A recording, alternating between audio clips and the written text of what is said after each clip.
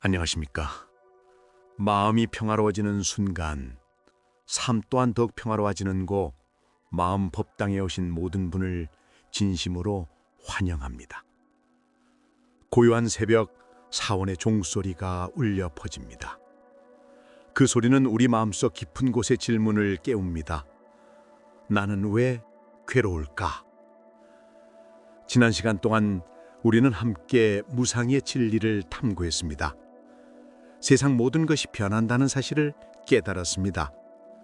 젊음도, 사랑도, 재산도, 명예도 모두 흘러가는 강물과 같다는 것을 알았습니다. 그렇게 외부 세계의 변화를 이해하고 집착을 내려놓는 법을 배웠습니다. 그런데 말입니다. 혹시 이런 생각을 해보신 적 없으신가요? 그래, 세상이 변하는 건 알겠어. 그런데 왜 나는 여전히 이렇게 괴로운 걸까? 무상의 진리를 머리로는 이해했는데 여전히 마음 한구석에서는 불편함이 사라지질 않습니다. 여전히 누군가의 말 한마디에 상처받고, 여전히 인정받지 못하면 화가 나고, 여전히 내 뜻대로 되지 않으면 답답합니다. 왜 그럴까요? 사실 고통의 진짜 뿌리는 외부가 아닌 바로 내 안에 있기 때문입니다. 우리가 나라고 굳게 믿고 있는 그 무언가, 바로 에고 때문입니다. 오늘 시포에서는 부처님의 두 번째 큰 지혜, 무아를 탐구하기 위한 첫걸음으로 이 견고한 에고가 대체 무엇이며 어떻게 우리를 고통의 굴레에 가두는지 함께 깊이 들여다보는 시간을 갖겠습니다. 그렇다면 에고란 대체 무엇일까요? 에고란 불변하고 고정된 나가 존재한다고 착각하는 마음의 상태입니다. 우리는 아침에 눈을 뜨는 순간부터 나라는 존재를 당연하게 여깁니다. 나는 이런 사람이야. 나는 저런 걸 좋아해. 나는 원래 그래. 이처럼 나가 너무나 확실하게 느껴지기에 우린 이것이 환상일 수도 있다는 생각조차 하지 못합니다. 하지만 불교에서는 이렇게 말합니다. 우리가 진짜 나라고 믿는 이 에고는 끊임없이 변하는 생각, 감정, 경험들의 그림자에 불과하다고요. 한번 생각해 보세요. 10년 전의 나와 지금의 나는 같은 사람일까요? 어린 시절의 나와 지금의 나는요. 생각도 다르고 좋아하는 것도 다르고 심지어 우리 몸을 이루는 세포들도 몇 년 주기로 완전히 새 것으로 바뀝니다. 그렇다면 도대체 어디에 불변하는 나가 있을까요? 그런데 왜 우리는 이렇게 나라는 존재에 집착하는 걸까요? 그것은 생존 본능과 관련이 있습니다.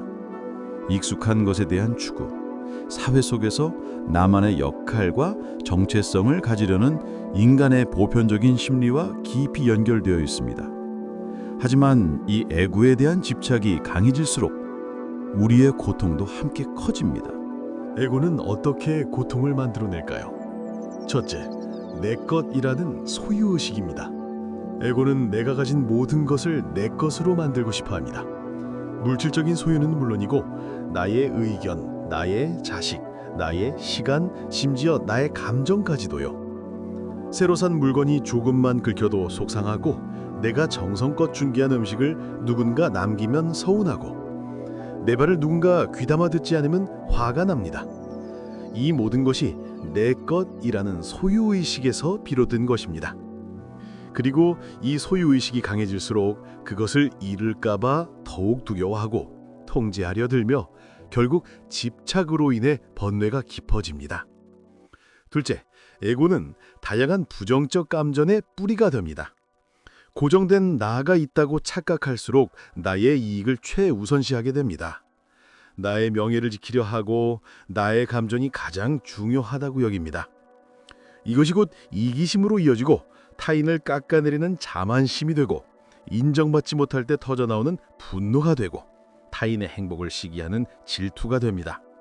이 모든 것이 우리 자신과 타인을 동시에 고통스럽게 만듭니다. 이제 우리 일상 속에서 에고가 어떻게 작동하는지 구체적으로 살펴볼까요?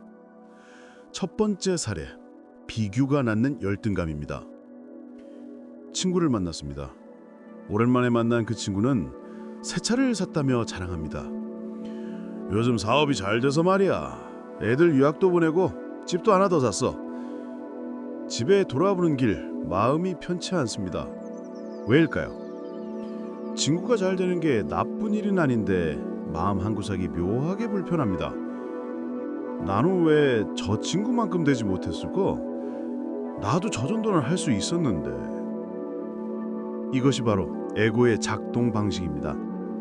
에고는 끊임없이 자신을 타인과 비교하며 존재감을 확인하려 합니다.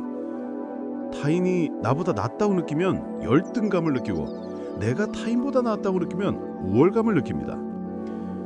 하지만 이 두 감정 모두 우리를 진정으로 행복하게 만들지 못합니다. 두 번째 사례, 자존심이 만드는 갈등입니다. 가족 모임에서 자녀가 이렇게 말합니다. 엄마 요즘엔 그렇게 안 해요. 이렇게 하는 게 더 좋아요. 순간 가슴이 뜨끔합니다. 얼굴이 화끈거립니다. 내가 평생 이렇게 해왔는데 너는 뭘 안다고 나한테 가르치려 드는 거야? 작은 조언 하나가 마치 나의 전 인생을 부정하는 것처럼 느껴집니다. 왜 그럴까요? 에고는 나의 방식, 나의 경험, 나의 옳음을 지키려 합니다. 누군가 내 의견을 반박하거나 작은 비판을 하면 그것을 나라는 존재 전체에 대한 공격으로 받아들입니다. 그래서 과도하게 자존심을 내세우고 때로는 격렬하게 분노하기도 합니다. 에고는 나의 옳음을 지키기 위해 기꺼이 관계를 파괴합니다. 세 번째 사례, 내 것이라는 집착입니다. 손주가 태어났습니다. 너무나 사랑스럽습니다. 매일 손주를 돌보며 행복한 시간을 보냅니다. 하지만 어느 날부터인가 며느리나 딸이 내 방식대로 아이를 돌보지 않으면 불편해집니다. 내가 경험이 더 많은데 왜 내 말을 안 듣는 거야? 이 아이는 내 손주인데 내가 돌보면 안 되는 거야? 사랑으로 시작한 일이 어느새 갈등이 되고 맙니다. 왜 그럴까요? 우리는 자녀를, 손주를 내 소유라고 생각합니다. 내가 낳았으니, 내가 키웠으니 당연히 내 것이라고 여깁니다.